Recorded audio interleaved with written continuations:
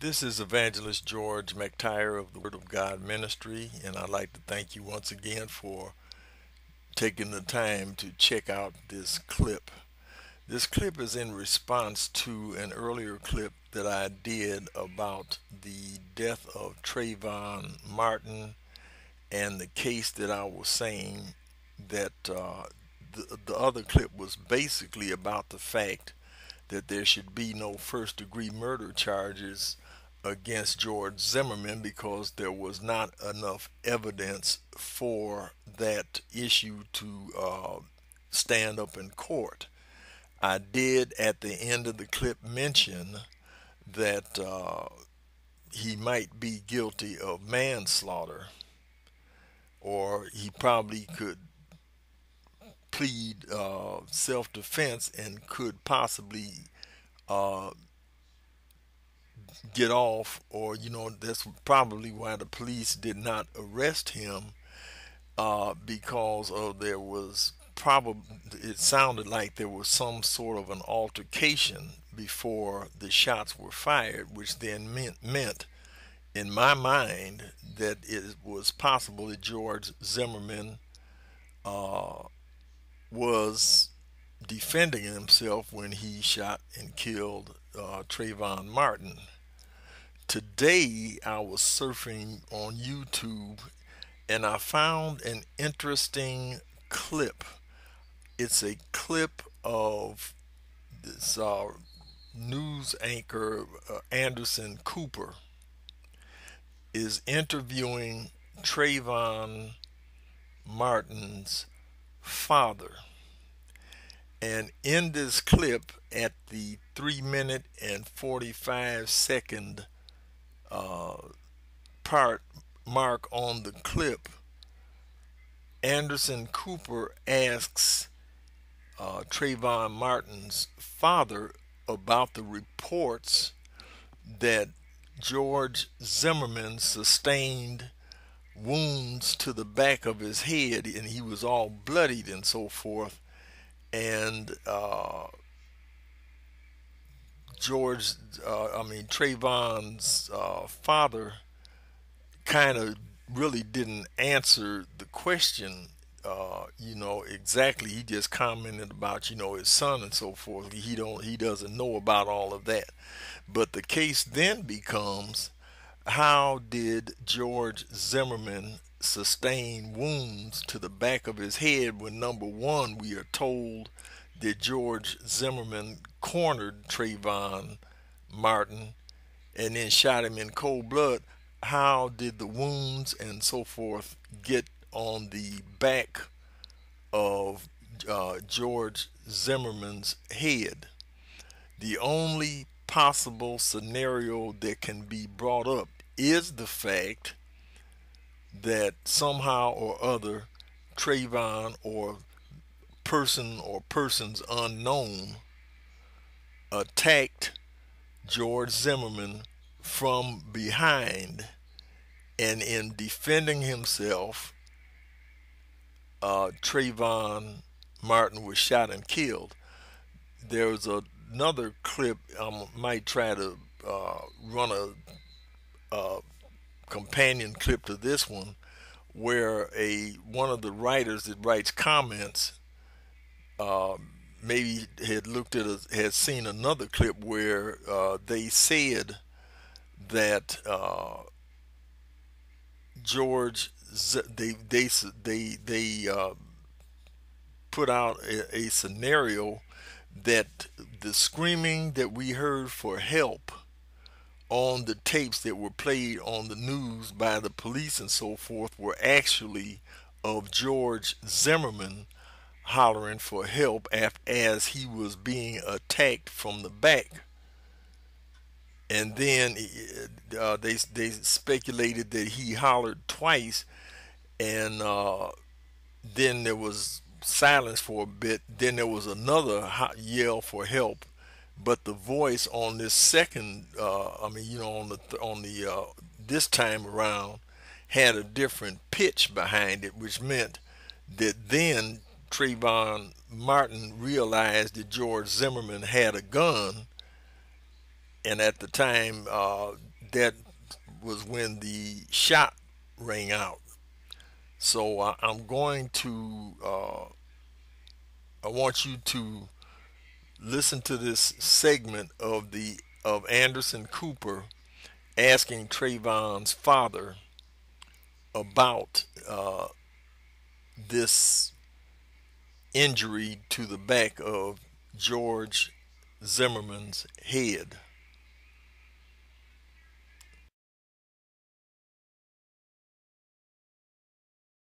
Police say that this man Zimmerman had blood on the back of his head, on his face. Have they said anything to you about how it got there, if it was his blood or your son's blood? Have they given you details?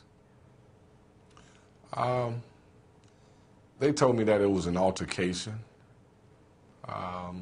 between the two individuals, but the details, they didn't give them to me. Now, as you can see from this interview, actually, the clip is actually about a 7 minute or so length of tape. I only did the part about the George Zimmerman having been wounded in the back of his head. Now, I want you to think about what Anderson Cooper said. The police said that that Zimmerman had blood on the back of his head and so forth. Well, if I'm standing in front of a person at, if I'm standing face to face, nose to nose, and I take a gun and put it to the person's chest and pull the trigger, I might get blood on my face, but I'm not going to get blood on the back of my head. The only way for blood to wind up being on the back of my head is if I was attacked or something from behind. Now, as I mentioned, I used to be a policeman in the Air Force. I know about investigation techniques and so forth and what police look for. And in this instance, the only conclusion that can be made is a person or persons unknown attacked George Zimmerman. And unless the person, whoever it was that attacked George Zimmerman managed to get away, that only leaves, sorry to say, Travon Martin, but I don't want to necessarily go there. That's not my point. My whole point is addressing this issue about first degree premeditated murder versus George Zimmerman's pleading self-defense. If I'm walking down the street, if I'm a police officer, if I'm not a police officer, I have a gun on me, or if I don't have a gun. In this case, Zimmerman is licensed to carry a weapon. He has a CCW permit, so he's licensed to carry a weapon. So let's just say, for instance, for the sake of argument, that George Zimmerman was not a neighborhood watch captain, but just an ordinary citizen walking down the street. Now, as I said, George Zimmerman was guilty of some or bad judgment for following Trayvon in the first place. But in some of the 911 calls or tapes that I heard of Zimmerman talking with the police, he lost track of where Trayvon was when they went into a building or somewhere around and through there. He lost track of Trayvon, and that way it's very possible that whoever jumped him had been hiding somewhere and waiting for him to come, past their area, and then they're going to spring out and attack him. So I hope this clears up some of the things. we always talk about the fact we want justice and we need to have a dialogue. We need to talk issues over and uh, come to some sort of agreement, agree to disagree, or whatever the case may be. But increasingly, it appears that the black community does not want that. It seems like we get our minds set on one thing, and anything that comes up contrary to that uh, thing that we want to believe, we want to shoot it up, tear it down, destroy it, or whatever the case may be. And we're never going to get anywhere as a community with that type of attitude, because the only thing, as I had mentioned in the first clip that everybody was responding to, I had some good comments, but most of them were negative. Call me idiot, this, that, and the other. I don't know where I'm coming from. Then I listened to this one radio show, Angelo Henderson, here in the city of Detroit on WCHB. I get blasted there on the radio. People talking about the fact, the segment where he was playing this clip of mine. He had some callers call in and say they were going to turn the radio off and they weren't going to turn it back on until he went into another subject. Well, see, that right there shows our major problem in this in our community is we don't want to hear anything contrary to what we want to believe. And unfortunately, uh, most of what you are hearing, if you were to ask me flat out, what do I think about the situation the way it is, I would essentially have to say that for all intents and purposes, with this being an election year and President Obama's chances of getting reelected are, on the verge of on the edge of a cliff, that we got a lot of black leaders in our community who want to use anything that they can to rally the black community to support President Obama. In other words, what I'm saying is they're using this tragedy to play politics. And leading the way, unfortunately, are preachers like Al Sharpton and Jesse Jackson and a few others. See, I'll name them by name because they are the ones that essentially, because look, you got to look at it like this. I am not a journalist. I don't have all of the contacts and so forth that journalists have. But yet and still, if I can find this information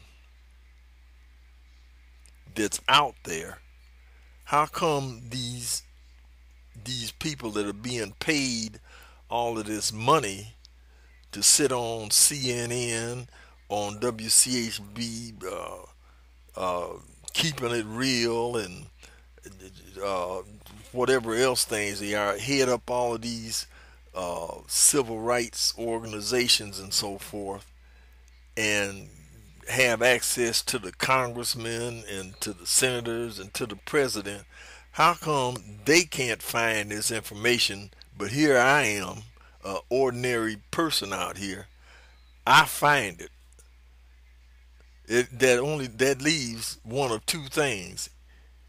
Either they're being paid to essentially keep us in the dark, which means they know what the truth is, but it's not politically expedient for them to mention it because they have to keep us, I use the terminology, plantation politics. Well, this is one of those examples where, when it looks like blacks might abandon the ship at the end of 2012 when the election time come around because of the gas prices and stuff. They need something to cement the black vote, and they're using the overseers to essentially accomplish that mission of keeping us, the black community, in line. So the point then becomes either that is the case or else these people don't know as much as they think they know. Maybe they themselves aren't being told by their contacts what the real truth is. But like I said, when I the first clip that I made, everybody said I was a nut, so I was a whole blank. You fill in the rest of the things. I was a Uncle Tom. I'm a Sambo. I'm a this. I'm a that, and I'm a other. And then here today, I find this clip with Anderson Cooper addressing or saying that George Zimmerman had been evidently attacked from behind. And that all fits perfectly with the fact that when at one point he said he lost track of where Trayvon was, and evidently Trayvon come up from behind him or something or whatever and attacked him. If it was, let me put it this way, person or persons unknown, because I'm not out here to smear Travon Martin. I want everybody to understand that. But the point of the matter is, the facts say that somebody attacked George Zimmerman before the shots were fired. And since there was only one person there, as far as I know, then George Zimmerman had the legal right to defend himself from that attack. Just like if somebody was to attack me and I was carrying a gun, even though I don't have the gun visible, if somebody attacks me, then I'm going into self-defense mode. And whatever it takes to get the person off of me and to neutralize the attacker, that is exactly what I'm going to do. I will send them out of here like lightning. So that's all. I hope you understand one thing. I'm not trying to smear Trayvon, but like I said before, evidence. I'm looking at evidence, and everything points to the fact that if anything, George Zimmerman could be charged with manslaughter, probably involuntary manslaughter, or as the case may be, he might plead self-defense, and the evidence shows that is possibility because somebody jumped him from behind. So in closing, I would like to say to you and yours again, God bless you and your family real good.